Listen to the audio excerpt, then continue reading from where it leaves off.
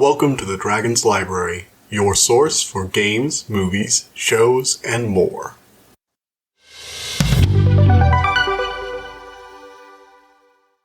Hello everybody, welcome back to the Dragon's Library. So today we are talking about Moon Knight. And this show actually finished a few weeks ago, and I'm only just getting around to it because I had a lot of other stuff to review recently. Better options, essentially. So this is a Marvel Disney Plus show that came out recently, and yeah, I still want to talk about it. It's pretty good. So, let's get started with the synopsis. Moon Knight is a Marvel show based upon the Moon Knight comic series, which I have never read, and my only interaction with the character is a few episodes of a Spider-Man animated show that I watched as a kid. Yeah. Essentially, from what I've gathered, he's basically Batman plus disassociated identity meets Egyptian gods. And which of those factors are a bigger influence on his character seems to differ from writer to writer. Sometimes it's all, he might just be crazy. Other times it's full-on Egyptian magic. And then sometimes he's just, a wildy vigilante who may or may not have a moon god backing him, but it doesn't really matter. He mostly hunts, people who commit crimes and occasionally fights a werewolf or two. So yeah, he's a pretty cool character, actually, from what I've seen in this, and I wouldn't mind seeing more of him. He's definitely interesting. So, basically, the short answer is Stephen Grant, there's a lot here, and I don't want to kind of spoil, because, honestly, the show does a very interesting job with the multiple personality things that Moon Knight has. Basically, he has, a core personality, he has a secondary personality, which is kind of just a normal person, he has, a cab driver personality, he's got wealthy philanthropist, and then he's got, his Moon Knight persona personality. And they kind of work with that here where you really have two main personalities for the first part and spoiler stuff with other things. So, Stephen Grant is working at the British Museum in London. He hopes to become a tour guide who loves ancient Egyptian, knowledge and history and mythology. But he currently just works as a gift shop representative. He's hoping, get some experience, work there eventually. He's known for having disassociated identity episodes. They actually introduced it really cool because you introduced him with him waking up and going through his morning routine of checking his wrist, ankle restraint and everything like that, where he's just going through his normal life. And he knows that he sometimes blacks out for a few days and just vanishes. They even start with essentially him finally asking out someone he's been meaning to ask out at work. And then he just blacks out and he's like, yeah. It's like, hey, where are you? It's like, that was 2 days ago. You stood me up, asshole. And then he starts spiraling as he realizes all these different things have changed. And then he wakes up in the middle of the Austrian Alps and gets shot at by a cult. Yeah. So, all in all, very interesting, very weird. I like it. I like it a lot. They really have this whole thing where, the first part of the series is literally just him blacking out random times and then waking up.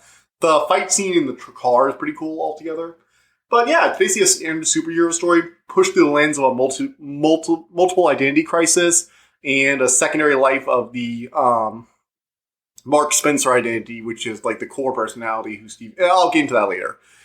All in all, it's just some pretty good production values for a Disney Plus show. It's not on the level of WandaVision, where they had all those cool practical effects. And it is mostly CGI, but it's still a lot of fun.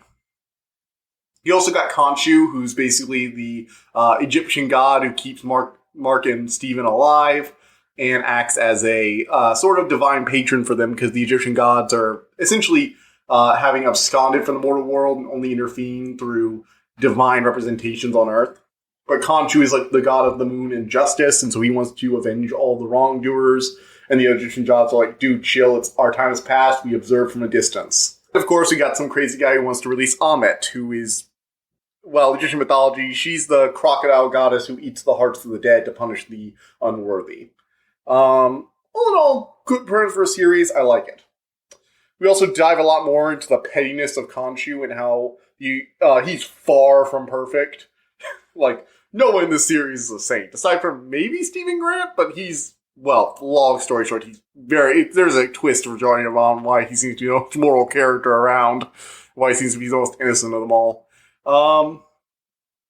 all in all, fun, kind of like a buddy superhero movie because you've got two guys sharing one body and Khonshu constantly weighing in. I really like the design they did for Khonshu. He has this whole, basically instead of like being like a bird god, it's instead he's like a skull, like it's a bird skull to, sort of as a visual representation of the decline in the god's powers. They're all like withered and decayed. He's like withered and decayed because he's tried to maintain his presence after all this time. Which is, very cool, very cool. I like it. The music, nothing to write home about. The camera work is actually impressive. I gotta say, this might have some of the best cinematography in anything except for maybe WandaVision, and a lot of that's obscured by the fact they're constantly referencing shows without good camera work, which were those old sitcoms. But they nailed that, so I'll kind of give that credit. But the camera like twists all around, and some of these shots are just really cool and fun. I really, really like it. The representations of Egyptian mythology are actually interesting and fairly well researched. Like, nothing like you couldn't find out without a few minutes of Google, but definitely more than you guys see in the average Egyptian fare. One of the things I think Moon Knight as a comic and as a series got right was choosing a god like Khonshu as their, the patron god of the superhero. First of all, you got that whole Moon Knight vigilante thing, which is just a cool aesthetic.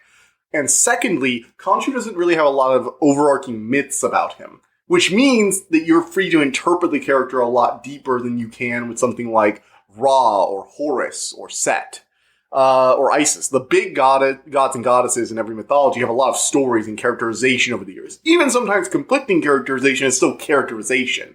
It's very clear what these characters would and would not do in most situations because, they're characters.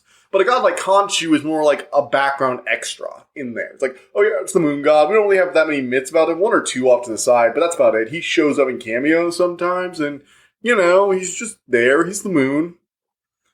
Ammit is similarly not talked about much. She becomes the overarching antagonist, along with the human who's trying to resurrect her. And Ammit is only referenced as the crocodile goddess who ate the hearts of those whose hearts that would not weigh equal to the feather of Mot. Basically, in the Egyptian afterlife, when you die, your heart is weighed into a feather, which is supposed to be light as truth, I believe, or something to do with Mot and order. And essentially, if the scales balance, you get to go to the afterlife. If not, your heart gets eaten, your soul devoured, and you suffer forever for eternity. And as a result of her being a scary underworld god that punishes people for anyone who doesn't meet their perfect standards, there aren't a lot of people who talk about Ammit. Ammit, it doesn't have really that many overarching, stories. She's present in the underworld myth, like the weighing of the hearts and stuff like that, but she's more of a don't talk about her, she might find you kind of thing. Sort of like how the ancient Greeks didn't talk about Hades a lot, and most certainly did not talk about Thanatos aside from like one myth. And even then, he wasn't given a lot of characterization because most cultures don't really like talking about the personifications of death or the ones who punish them for dying in stories. Like, they'll have a thing like, yeah, in the underworld, you'll go down here and he'll torment for you if you're not a good boy. But you won't, talk about them like characters. They're more like a scary thing to keep kids from acting out. Which means that, like Khonshu, they're rich for interpretation. You get this kind of conflict between Ammit wanting to punish people before they commit crimes, whereas Khonshu strictly only punishes those who have committed them. Ammit essentially wants to create a world where no one who gets sent to her will ever have to have their heart devoured. She can just devour them as children and prevent the suffering that they would have inflicted. Essentially, she does not want to. She could only, as a god back then, only devour the hearts of those who had already committed some unspeakable crime. But she wanted to prevent them from doing it. Whereas Khonshu had the ability to stop them before him, but chose not to. Which is a very good dichotomy between these two patron gods and what they represent.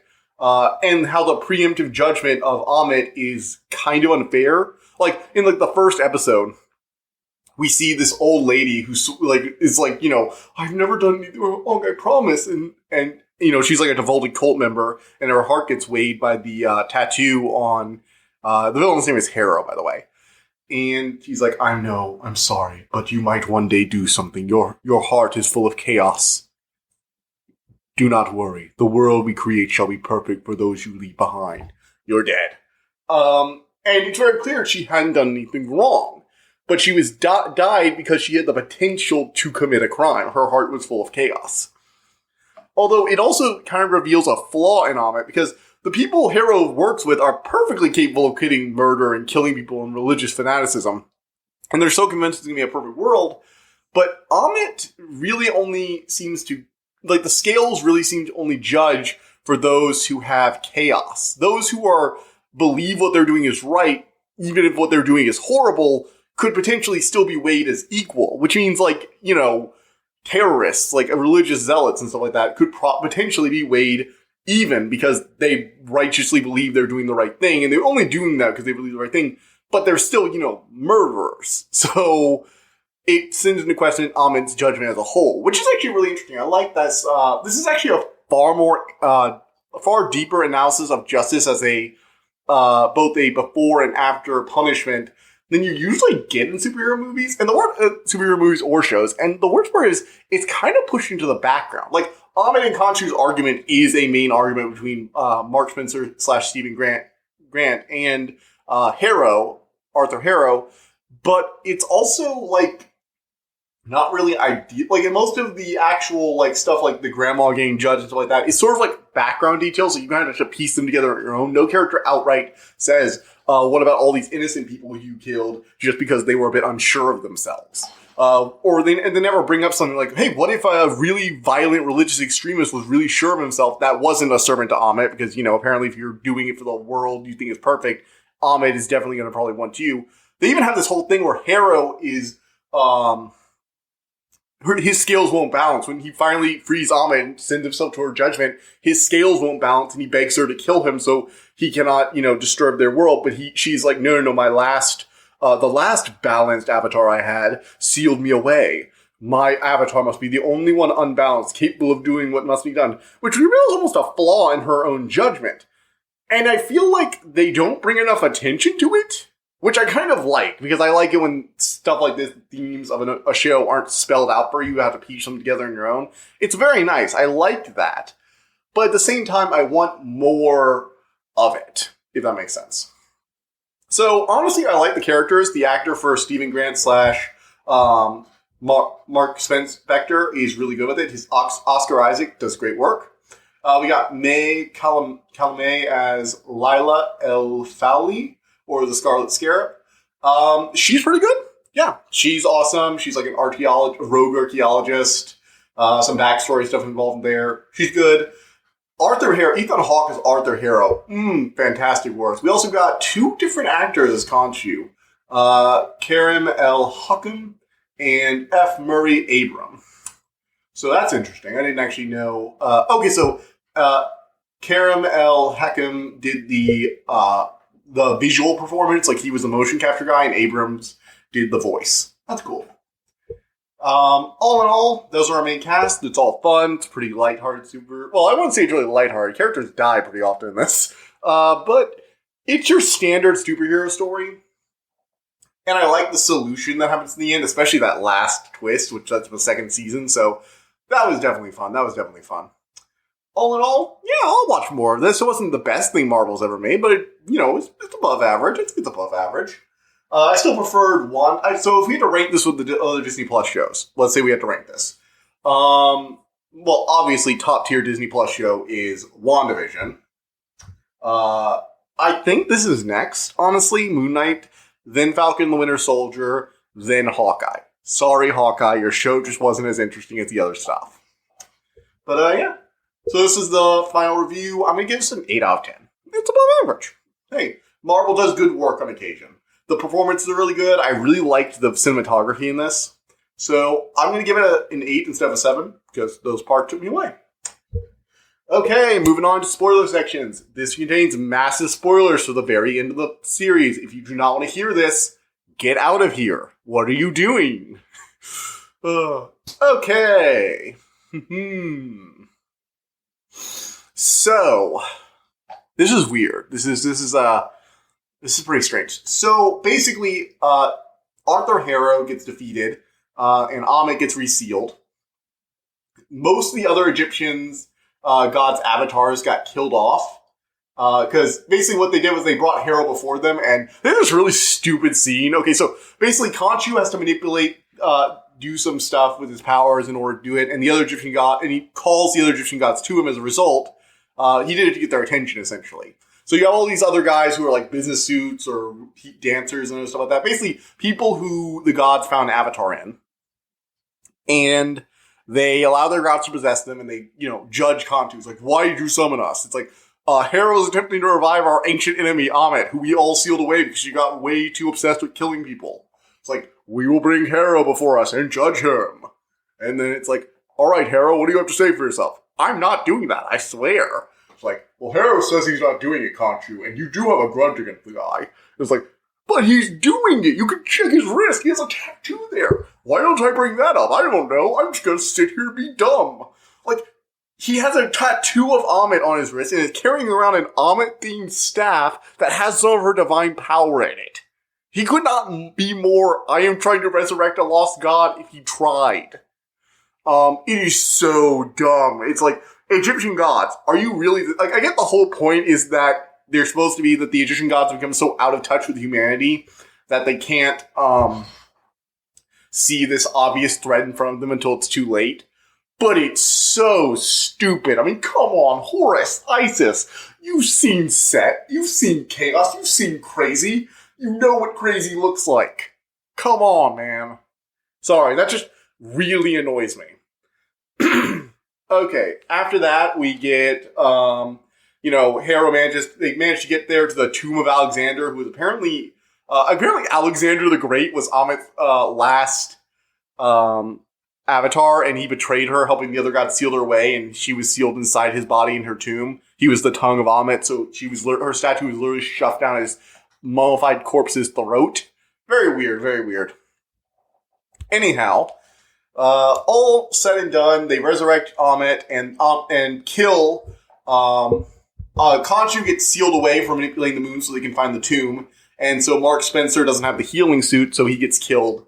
And him and Stephen Grant get sent into the afterlife. Though they start going on the boat ride, but their scales can't measure, so they have to go through all their hit memories. Turns out Stephen Grant is actually a innocent personality because, okay, deep breath here. Mark Spencer, as a kid, ran off into a cave with his brother. His brother fell off a cliff and drowned. And as a result, his mother blames him, and his father couldn't stop him from abusing her. So, in order to cope with the pain, he had this associated identity and created Stephen Grant, who was supposed to be the innocent version of himself that would always see anything his mother did as really, really innocent and be completely, unable to accept the horrible things in his life.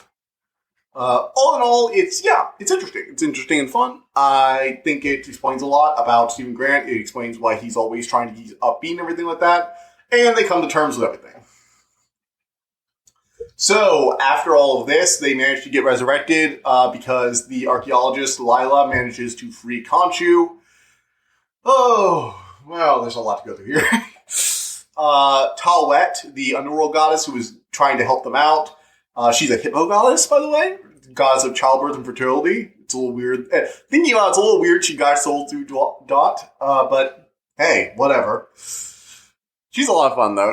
I gotta admit, the hippo goddess is a lot of fun. She's like, oh, I haven't had two people down here forever. Let's see. She has all these little cards like, welcome to the underworld. Today I will be guiding you on your journey to the afterlife. Oh, can we just stop this? We understand. We know about the afterlife and everything like that. We need to get back. It's like what? You get back. I'm not really sure. It's wonderful. I love it. These are also sections where they, in like a representation of their lives, that's a mental asylum where it really, really tries to play with, are they really just crazy? Even though we know they're not, because the plot would just derail if that was the case. All in all, yeah, it's fun. Anyway, Lila eventually breaks Khonshu free from his stone prison. After Amit and Hera kill the other gods, she manages to rescue, I think, either Horus or Osiris's avatar before he dies. Like, we need more gods. He's too powerful. And, she managed to take them by surprise and killed most of them before they knew what they were doing because they haven't been doing anything for centuries. Like, Amit is going to be like, you've all grown weak. It's like, yeah, they kind of have. Just mentioning that actually at this point, I always love how every time we get a representation of gods in fiction, they have a very distinct identity. So one recurring thing I've noted is that when the Egyptian gods are real in a fictional setting, they are physical, immortal aspects of primordial parts of the world. You know, the sky, the sun, the moon, stuff like that. When you have the Norse gods, that's because of how they were represented. They were the children of they were the grandchildren of the earth and the sky. You know, they are born of nature, of the world itself. And then Norse gods are more like powerful beings. So you have like Thor, and they're not really immortal. They can be killed because their whole big thing from the surviving records we have is Ragnarok, which is where the gods died. Unlike the Greek gods, where you just get cast into Tartarus, or even if you get like stabbed through the chest, essentially they are mortal. And then you had the Egyptian gods, where the weird parallel where they were sort of mortal, sort of not. And so a lot of the time, and combining that with the Egyptian pharaoh, the historical thing where pharaohs would pretend they were, or would believe they were, the representations, like the mortal vessels for gods, and the whole thing of gods abandoning their mortality and ascending to higher levels. You have it where the Egyptian gods ascend or get sealed away, and they need vessels or avatars to help them in the world. And it's just a recurring motif that seems to be based off the way mythology represented these gods in different cultures, which I think is fascinating, even though I know everyone else is like, David, get to the freaking point. I like this. I like it a lot. It's a recurring motif I've noticed in like everything from like Rick Riordan's work to obviously Thor and Moon Knight. And just everything, really. Like, anytime you see Norse gods, they're gonna have a thing where they're being mortal, you know? I mean, hell, even in things like God of War, Kratos kills the Norse gods, no problem. But back in the day, when he wanted to kill the Greek gods, he had to go get a special god-killing weapon, because it turns out it's really hard to kill Greek gods. Norse gods, those guys can be killed pretty easily. Baldur had the whole, can't hurt him with anything but mistletoe, but hey, it's just mistletoe. And I really like that. I think it's interesting that these, the way that stories presented the gods have affected the ways we have personified them in stories. So thank you for letting me go off on that tangent. It's something I've been like kind of holding out for a while, and I really want to talk about that. So, after all of that, Lila manages to free Khonshu, and she decides to become the mortal vessel for Tawet, so Khonshu won't take her as his next vessel, and he doesn't have anything to threaten Mark with, because Mark was her husband. Long story, not getting into all that. Anyway, at the end of the battle, after they defeat Tawet and Harrow and everything, they decide to give Khonshu the boot, because they're like, Khonshu, you tricked us all. You basically went to us when we were dying and said, hey, we'll help you prevent the murder of all the people you love and help you undo your wrongs if you'll just be my avatar. And after that, they kept holding over the fact that if Mark gave up his ability to be, if Mark decided he didn't want to be Khonshu's avatar, he would take Lila as her avatar, which Mark didn't want because he grew to love her. So Khonshu kept going, one more thing. And after this, they step down and say, no, we're done. And he's like, fine. Plot twist, though. See, Harrow's been sent to a mental asylum because they didn't want to kill him. And somebody comes to visit him. And it looks an awful lot like Mark and Steven. But it's not. It's called Jake Lockley. And Khonshu takes a moment to sit there. He's in a suit and tie. He's like, and Harrow's like, oh, Khonshu, come to kill me yourself, have you? Or you're just going to let me go because you can't act here or let the others lock you up again. It's like, oh, I'm not going to kill you. See, I don't really need Mark and Steven, despite what they may think. May I introduce you to Jake Lockley? It's like, oh. It's just like, and this moment of Harrow's face is like, oh shit, there was a third personality in there. No, Khonshu, we can work right in between the eyes. And it's just kind of just like this moment, oh snap. Harrow thought he was safe because neither of the personalities of Khonshu's primary vessel wanted him dead. And it would take years for Khonshu to get and train up another vessel. But then it turns out there's a third personality. And apparently, even though Mark and Steven gave up being the Moon Knight, Jake Lockley has his own ties to Khonshu, a separate oath. So, as long as he's around, he can take over their body sometimes and become the Moon Knight. which I think is just a really cool thing to do and a nice way of adding in one of the other personalities they have.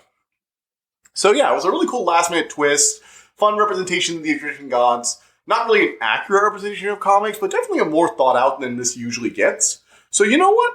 Yeah, this was a lot of fun. 8 out of 10, like I said earlier. If you stayed all the way to the end of this, thank you for listening to this. I am very happy that somebody's listened all the way to the end. I know I can get a bit rambling sometimes. So, yeah. Next time we will have The Cruel King and the Great Hero, and then starting next week, we're going to have When Women Were Dragons, which is a really cool alternate history kind of thing, like historical fantasy book, where in 1950, a bunch of women all over the world turned to dragons, and it's all mysterious, and the niece of one of these women want to figure out why nobody will talk about it, and why everyone tries to pretend her aunt didn't exist, and what happened. And if you know me, you're like, oh, Davis, this sounds exactly what you read. Dragons, fantasy, alt history nonsense, really weird overarching mystery plot with the central protagonist trying to figure out why everyone's gaslighting her about the fact that magic's real. This sounds exactly up your alley. And yes, it is exactly up my alley. So of course I'm going to read it. Duh. But yeah, it looks like a really fun book. I can't wait to dig myself into it. I'm actually going to be starting it tomorrow. So yeah.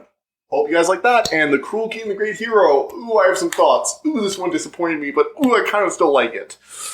Well, that's about it. See you guys next time. Bye. I hope you enjoyed listening to this episode, and thank you for listening to The Dragon's Library. Please subscribe to this podcast to be notified of new episodes. The Dragon's Library releases new episodes Tuesday and Friday each week, and you can follow us on Twitter at dragon_library2. If you want to suggest an episode topic, my email is in the description below. And as always, thank you so much for all your support.